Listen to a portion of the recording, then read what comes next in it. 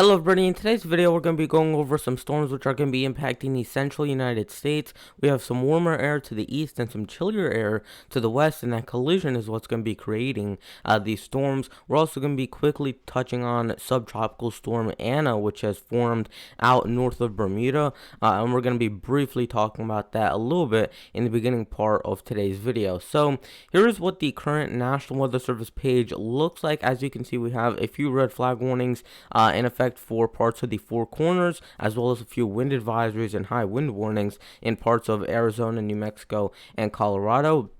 We have more red flag warnings in effect for western Florida, as well as some flood watches and coastal flood advisories along parts of coastal Texas, coastal Louisiana, and also southern most parts of Mississippi. We have freeze warnings in effect and frost advisories for parts of Nevada and California.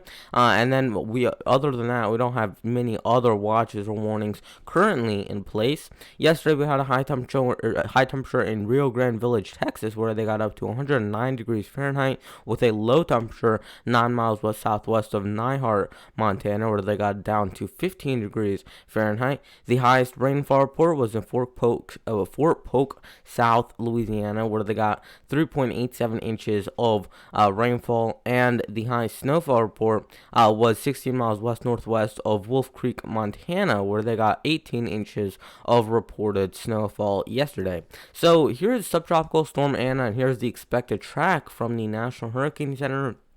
As you can see, Bermuda's down here. This is the closest island or landmass to the storm. The entire track is bringing it offshore, and it really will not have many other effects. The tropical storm watch, as far as I'm aware, is not actually for the island itself of Bermuda, but it's actually for the coastal waters around it. So because of some high surf or some bad surf and some high waves, they are putting up a tropical storm watch around the island, so in the coastal waters, but not actually on the island itself, if I'm not mistaken. So they're not really worried about winds or flooding, because that really is not an issue with this for Bermuda. It's mostly just if you're going out to the beach or you're going to go surfing, that is the issue that they have. So just if you live in Bermuda and you are going to go out to the beach, just be careful, because there probably will be quite a bit of rip current activity, and also high waves. So not the best day to go to the beach necessarily. Probably wait another 2 or 3 days until this storm is out of the way.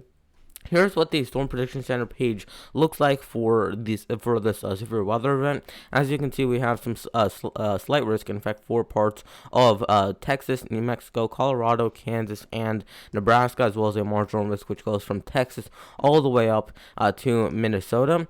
That would be for today. And then if we look up for tomorrow, you can see we have a slight risk in effect for parts of the Dakotas, Nebraska, Kansas, and also into Colorado, as well as in parts of or in that green shade, we have that marginal risk which goes from the Canadian border all the way down to southwestern Texas. So it's pretty much a north-south divide there in terms of the severe weather that we're expecting. And then if we look at for Monday, you can see that we have another north-south line of marginal risk, which goes from parts of central Minnesota all the way down to parts of southeastern New Mexico. So it's a very long line, but it's also very, very thin, where we have the threat of severe weather. So it's going to be an interesting setup here over the next couple of days. Here's what these forecasted radar is expected to look like. As you can see, by later today, this is around 1 or 2 in the afternoon, Central Time, we're not dealing with too much going on, maybe a few scattered showers, but mainly non-severe in parts of Kansas and Missouri. We have a little bit of thunderstorm activity in southern Colorado, but really nothing that's going to be too widespread up to this point. It does start to ramp up as we go around 3 or 4 o'clock in the afternoon, Central Time. You can see that we have in eastern Colorado, Kansas, and Nebraska, we also have some of those storms starting to ramp up. It's really around 6 or 7 when it starts to get going in areas like western Nebraska and southern South Dakota, where we're dealing with some rather severe storms, and you can definitely see why they have that slight risk up. I think they might even extend that slight risk a little bit further north based on some of this model guidance that we're getting this morning.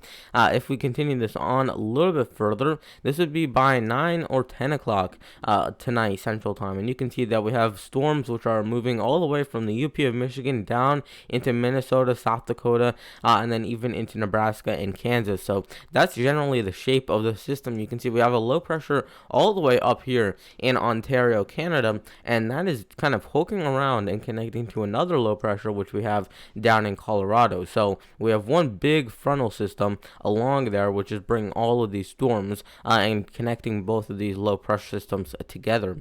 Then if we move this on a little bit further, this would be very early in the morning, tomorrow morning. You can see that by 1 or 2 a.m., we're dealing with some of these storms scattered through parts of South Dakota and Minnesota, but it is dying down by this point. We're going to start to see our next wave regenerate here.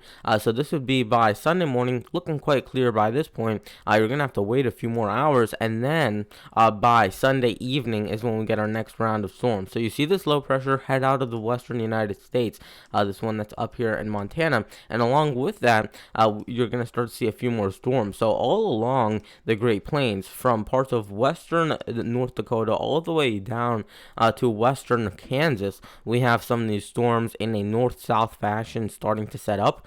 You also have a little band of storms into Michigan, Wisconsin, and Minnesota. That is also something that you want to pay attention to.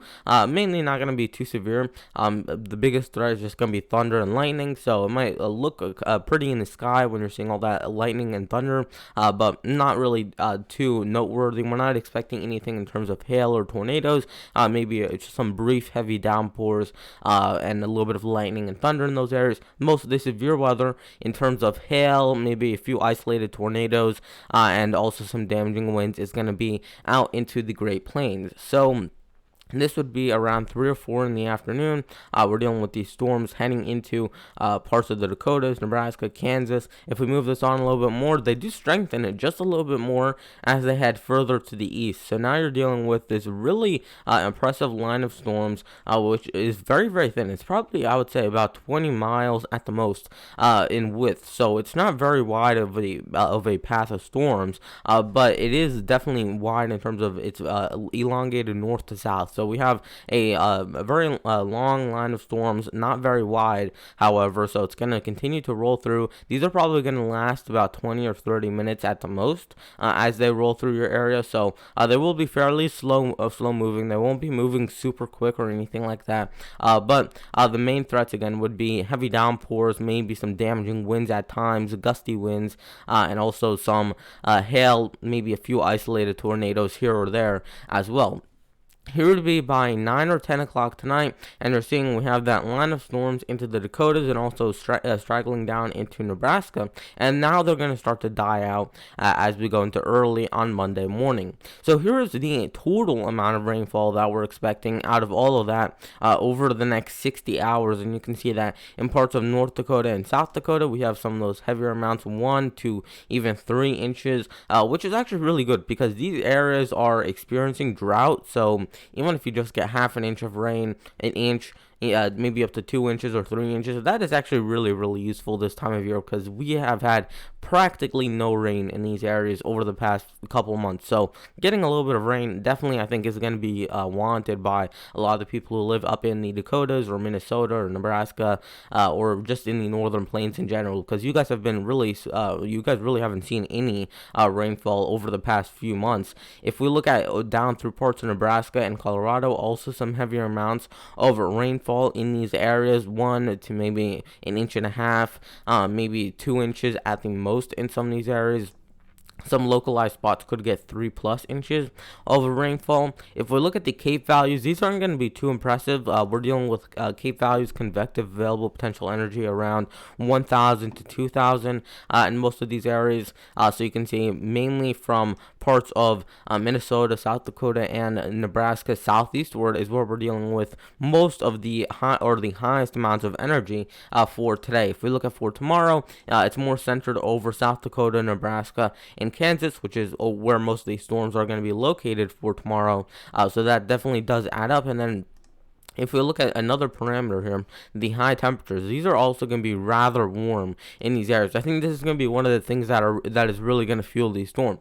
We have 80s, which are reaching all the way up into northern Minnesota, North Dakota, South Dakota, even down into parts of Nebraska and anywhere eastward from there as well. So these are really warm temperatures, especially for these areas for this time of year. So we're getting up there into the mid 80s, even in a few areas, and at the very least, you're in the upper 60s for a lot of areas. The only cold spots that I can see on this map right now are areas in Montana, Wyoming, western South Dakota, and parts of northern and western North Dakota. But that's not the area that's expecting most of the storms on Saturday, at least. If you look at for Sunday, you're going to see that it actually warms up even for areas in North Dakota, western South Dakota, even in parts of Montana and Wyoming as well. So pretty much the entire area of the northern plains is under those really warm temperatures above 80 degrees Fahrenheit in some of these areas for Sunday. If we look at the dew points, these are also going to be rather high. So we're dealing with dew points all the way up into parts of northern Minnesota, into eastern South Dakota, Nebraska, all the way up into the upper 60s, maybe even approaching 70 in a couple areas. So these are really, really high dew points, and these are going to help these storms fuel up quite a bit. So we're dealing with, again, dew points between about 65 and 70 in most areas. These are going to help fuel these storms. If we look at for Sunday or tomorrow, you can see that we have dew points that are going to be into the upper and mid 60s in most of these areas from the Dakotas south and eastward. So we have high enough dew points for many of these areas, and these are really going to help fuel these storms. I think the dew points and the temperatures are going to account for what we don't have in terms of the amount of available energy. So even though the Cape values don't look too staggering at this point, the dew points and the high temperatures that we're going to be experiencing are definitely going to make up for that, and they're really going to help these storms get going. So that is going to wrap it up for today's video. Please consider liking the video, subscribing, and turning on notifications, and I'll see you guys in the next video. Goodbye.